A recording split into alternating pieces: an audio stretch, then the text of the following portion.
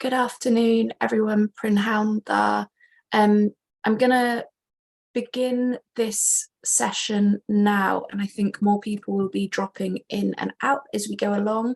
Although I suspect as attendees of a webinar that shouldn't be too disruptive to you participating.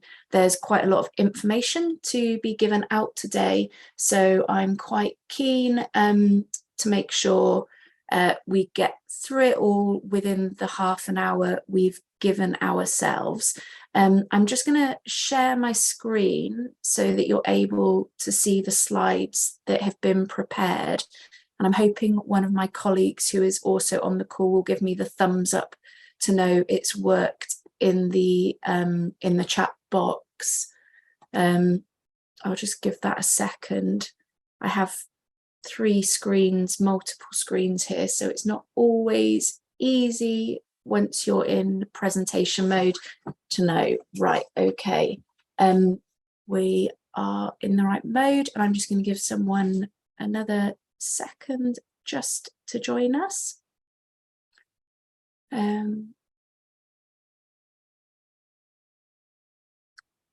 Okay, right, I'm going to begin. So welcome to everyone who's with us today. I'm going to be talking about public opinion on global issues, global poverty and sustainable development in Wales. Like I just tapped into the box, please feel free to type questions in as we go along. I'm going to aim to get to them towards the end, but I'm also conscious that we want to keep the session quite digestible and just take place over the course of a quick lunch break. So I may just end up sending out some answers to questions afterwards as part of an FAQ box.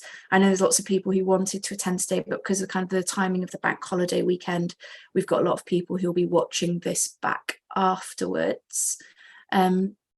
So I'm going to talk to you about the research first of all. So the fieldwork happened using YouGov.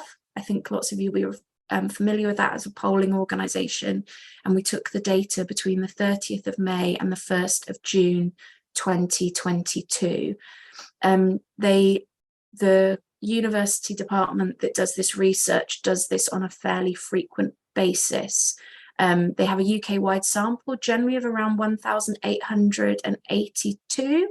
And this time they had a Wales sample size of 247. In the past, the Wales sample has been too small for us to really extrapolate any kind of meaningful data from. So Hub Cymru Africa asked the development lab to increase that sample size so that we can start to set a baseline for attitudes to aid and development in Wales. So this research was undertaken on a UK-wide basis with no Wales-specific questions, but we extrapolated Wales data, and you can actually find previous examples of this research on developmentcompass.org. They're a really useful website in order to kind of go in and find out some of the most frequently asked questions that you might have as an organisation. But to make it clear, the regional samples are not large enough. The regional samples are not large enough to identify statistically significant changes. So the analysis presented in this deck is descriptive. What we're hoping for is to repeat this research on a regular basis so that the data becomes more and more useful. It's also the university who prepare this research are very happy for us to share this data and for organisations in Wales to share this data as well. They just ask that you use the appropriate citation, which I have included on this slide, and I'll also include it with any paperwork we send out subsequently. So moving through to the data, first of all, we asked questions about engagement. So the questions were, how have you engaged on some of these issues? And you can see here that the Welsh data is the blue data, orange is England and Scotland.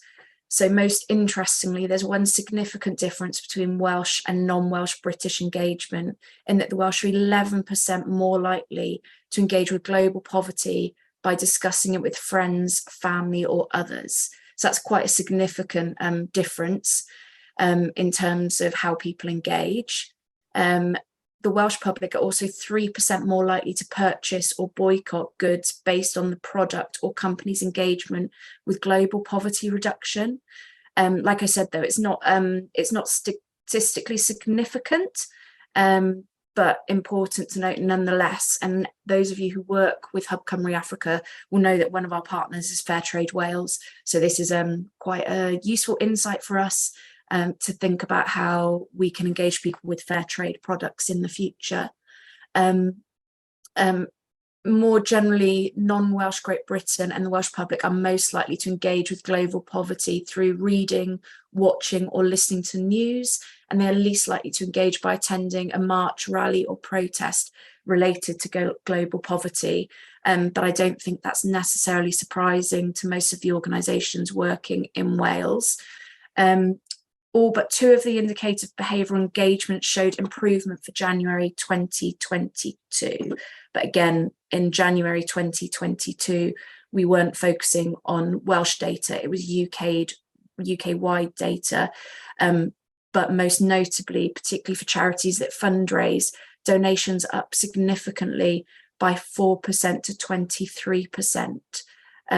So is the percentage of people sharing news about global poverty, up 2% to 16%, and those contacting MPs is up 1% to 7%. So there's been some really positive moves in the right direction, but we can't actually say that's definitely changed in Wales due to the fact the sample size wasn't big enough previously. Segmentation. So there's not too much to say on this necessarily. There's nothing particularly different from from the statistics for Wales versus England and Scotland.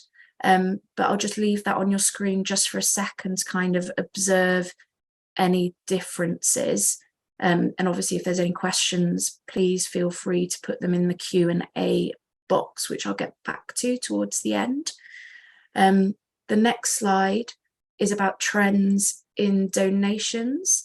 So again, this is a baseline survey for Wales, so we're unable at this point to offer historical analysis, but here we can see that the percentage of Welsh public who've donated to global poverty charity in the last 12 months stands at 26%, so 1 percentage point higher than England and Scotland.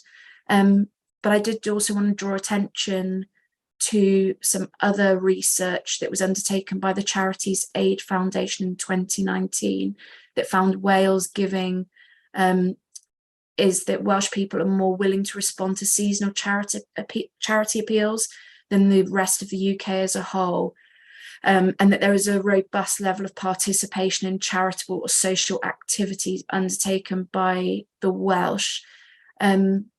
The UK-wide data shows that there has been a 4% increase to 19%, and donations have increased in France, Germany, and Great Britain, where they fell in the United States, which is interesting. And it's also probably important to note that while the rates of giving might be slightly higher in some areas of Wales, it's financially that's slightly less because of lower rates of earning. So whilst more people donate, the amounts they tend to donate are a bit lower. And the next question we asked was on efficacy. So how much of a difference, if any, do you think each of the following can make to reducing poverty in poor countries? So this is basically the degree to which one believes they can make a difference. So in Wales, we see slightly higher personal efficacy compared with Great Britain in all categories, and most evidently for business and corporations and the UK government. Although none of these differences are statistically significant in all countries where we survey, personal efficacy tends to be the lowest, and the efficacy of business and corporations has been on the rise. So I think it's interesting, but again, at this stage, this is very, very, very early data for us. So it's still only a baseline survey. So it's important to see whether these things change over time, or whether there's something that happens that changes those opinions. I'm going to move to the most important issues in Wales. So when asked which issues people care about personally, the Welsh public said economic crises, job security, and wages are of the most concern, which is consistent with the rest of the UK, though this category was selected significantly 5% less often in Wales. So this means that the Welsh public view economic crisis and the next most concerning issue, climate change, the environment, biodiversity, and pollution, is nearly tied for being the most concerning issue. And concern for climate change is significantly higher in Wales. And the Welsh public see education, healthcare, clean water, and hunger in developing countries as the fifth most concerning issue compared with England. So interestingly as well, Welsh public chose immigration, migration, and refugees 7% less frequently than England and Scotland, which would be a statistically significant difference if this data had been collected over a longer period of time. So I think there's a lot that could be driving that data. Climate change, the environment, and biodiversity and pollution is really important in terms of Welsh public taking it much more seriously. We're not sure if that's because the government have made more noise about that by declaring a climate emergency. I know we have a couple of colleagues on here from the Future Generations Commissioner's Office, so it might be that some of those issues come through because of that data and that work that they do. But it's also important for charities working in the global solidarity space to be able to link their work to those issues if they want to kind of engender support from the Welsh public in particular. Immigration, migration, and refugees being of a less significantly picked option is also positive when we think about Wales as a nation of sanctuary and some of the other things that we do in that space. So it might be that because we don't have ports that are receiving immigration, migration, refugees, it might just feel less pressing, or it might be that actually we're happier to see people arrive in Wales through those routes. I'm going to leave that just for a second for you to absorb, but obviously we will be sending this out afterwards for you to have a look at. The next slide shows Wales's results in blue. So we asked the public their attitudes and opinions towards these issues. 81% of Welsh people think the world is getting worse, all things considered, which is a really kind of, it feels quite hopeless, but I also think it shows people are ready to mobilise and take action, but also really makes the case for sustainable development in Wales. If people think things are getting worse, then we really need to be making the case for sustainable development. What's interesting as well here is that 63% of people in Wales, compared to 57% for the UK data, are concerned or very concerned about levels of poverty in poor countries, which really shows that there's an appetite for the work of people working in the global solidarity sector. And we also might say that people are able to empathise or draw stronger solidarity because of the challenges facing people in Wales. But most of the other statistics aren't too different on the face of things. I think the most troubling one for people working in development in Wales is that they think development aid is effective or very effective. Only 21% of people in Wales believe that. And similarly, only 32% say that they have some or a great deal of trust in development NGOs and charities. That comes off of the back of a few years of some scandals in terms of safeguarding, but it also comes off the back of some quite strong political campaigns where aid has been cut. But that is going to take me through to some interesting statistics on the next couple of slides. We have trends in aid support here. So the question was, of its total budget of nearly 810 billion, the UK government currently allocates 1.7% or 14 billion to overseas aid to poor countries. I think that's a typo, actually. I think the original question should have been 0.7%, not 1.7%. I'll double check that that's not the question that was asked through the research. Do you think that the government should increase or decrease the amount of money that it spends on overseas aid to poor countries? So interestingly, we're seeing some quite positive things. If you look at the latter half of the graph, right in the middle there, we've got 34% at keep current expenditure levels, increase somewhat and increase a great deal. So on the balance, we've got more people looking to maintain or increase aid spending. Now, this is interesting. So attitudes in Wales are comparable to those in the rest of Great Britain. But the most important thing to note about this slide, and the thing that I've been most excited about, is that support has actually risen significantly since cuts to the aid budget in April 2021. So it's removed from around 44% in January 2021 to 57% this time, which is an enormous increase and really shows that people's belief in aid is building back up again.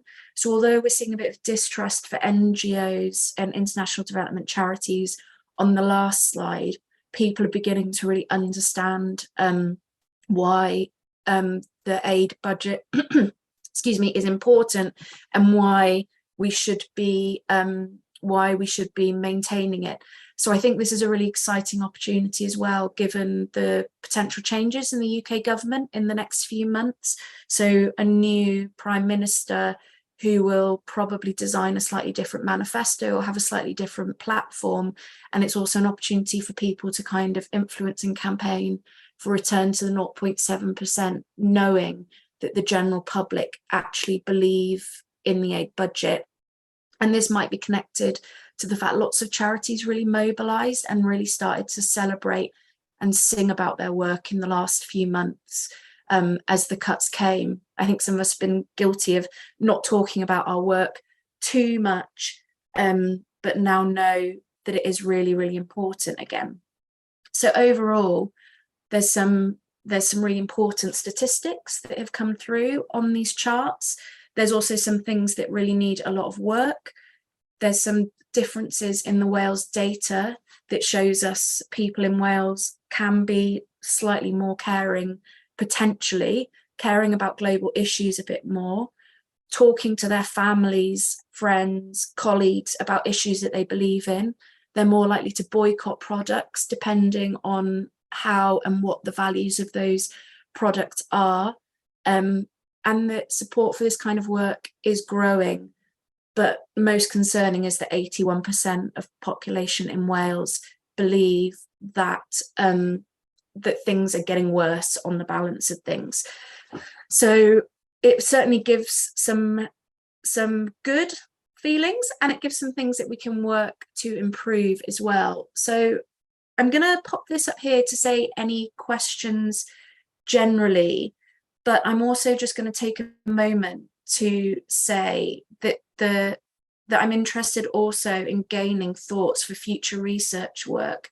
The development lab who we've worked with for this data work with a panel. So they sample people twice a year, the same group of people with specific questions. The next panel are going to be asked about climate change, so personal responsibility, efficacy, urgency after the recent heat waves. And they're also going to be asked some policy issues around the new Prime Minister. So what people want to see prioritised, faith in current government's overseas aid policy, etc. And we're interested as well as about fielding some questions that we would like asked from Welsh-based organisations. So it's unlikely with that panel that we would get a good big enough Wales sample, but we would get general audience insight into what people are thinking on some of these issues. So we're always happy to have some of that feedback. I'm going to stop sharing my screen and I'm going to return temporarily to the Q&A box to see if anything specific has come through. And I think the chat box is probably open to you as well. So please do feel free to pop any discussion points with each other. So Jill has asked a question. Hi, Jill, nice to have you on the call, about seasonal appeals.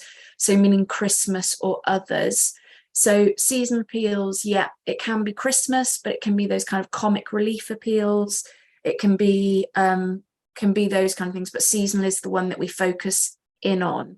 But I know, and I don't think we've got anyone on the call from DEC, Disaster and Emergencies Committee today that I can see just scrolling through the attendees. We haven't, but I think actually we also get better response to the DEC appeals as well. So in Wales, more giving to those ones. So I think yes, yes to seasonal, but I think appeals in general get better response. And then, oh yeah, Therese and Jill, who are both on the call, are saying that they're both part of DC. And I think I'm right in thinking the Wales-based organisations do get more response. Julian's just told me that chat is disabled, so I actually can't talk and sort that out at the same time. So just feel free to go into the Q&A box. Things getting worse. I think it's definitely going to be about the war in Ukraine. It's going to be about climate justice more roundly. The really good thing about the people that we're engaging with through this research is that they're not typical of the organisations, or they're not typical of the people that we generally work with.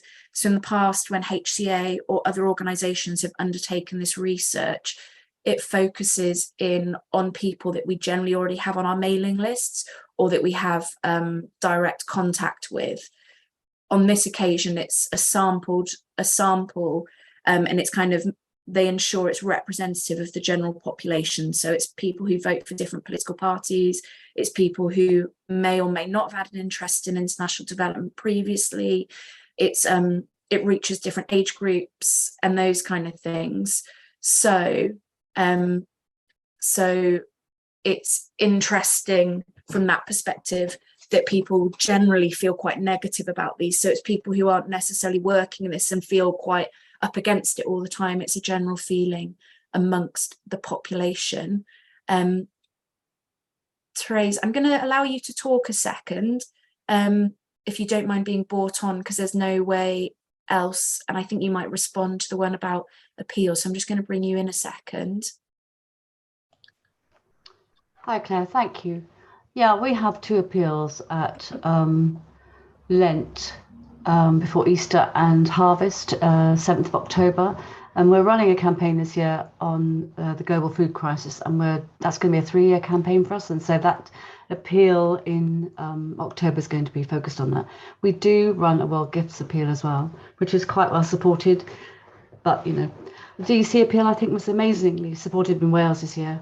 It was absolutely incredible, but I think it was also not just the nearness of the crisis in Ukraine to us in Europe, in Northern Europe, but actually that was fear, but also the fact there's so many businesses, small businesses, large businesses got on board with it as well. It's really great support, and unfortunately or fortunately, the other crises around the world are really not getting the same sort of publicity, so that's a huge concern at the end of the day. Lovely, thank you for your insight there. Yeah, that's something that we're really keen to kind of reflect on as well, is upcoming appeals on kind of the Horn of Africa and moving away from seeing the crisis in Ukraine as being the only crisis that should draw our attention in. We'll be doing some work on, and not Hub Cymru Africa, that's Wales Overseas Agency group members, will be doing some more work on those kind of issues. So watch this space for some more insight into the difference it makes in terms of geography as well. That's something we're interested in doing some research on through Development Lab, is making sure that when we get these responses, we can talk a little bit more about the geography that people are reflecting on. I'm not seeing too many more questions coming through. Oh, there we go. Okay, yep, so difference in Wales to rest of the UK with more or less emphasis on religious festivals than the rest of the UK. Does this say something about the strength or otherwise of faith-based organisations? That hasn't come through particularly in our data. So I wouldn't be able to say yes or no to that as part of the research, but it's possibly worth exploring. I know there are kind of lots of chapel-based connections and church-based connections on some of these issues. And we also know Wales has an older population actually than the rest of the UK, so that might play into it as well a bit.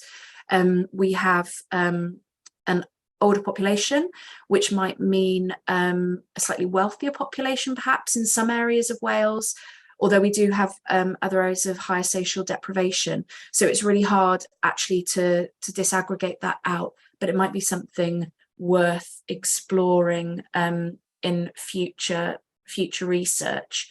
I'm just going to go back once more and check nothing else has been answered.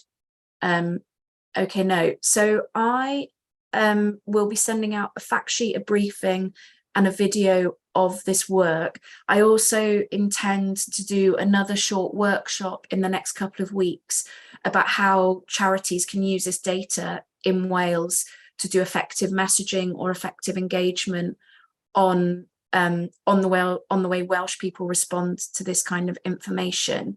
I know lots of you on the call work for UK-wide organisations, interestingly, so you will probably have had some of this data through for audience analysis on a UK basis, but this might be the first time you've ever had Wales data. So I think it's really, really exciting to be able to use this going forward to do some really good Wales-specific work. I'm also just going to launch a poll. This is the first time we've done this kind of research for Wales, and it's really important that it actually helps people in Wales with their work. We obviously will need to pay for this research going forward and in the future, so I just want to take a moment to find out if any of this data has been useful to you. So I'm going to launch the poll. You just need to say whether this webinar provided value for your work, yes, no, or I don't know, so that we can get a short guess as to whether we should run this in the future. I'm making the assumption that people are going to say yes, but I do want to test that. So I'm just going to launch the poll now and take a couple of seconds to let you answer.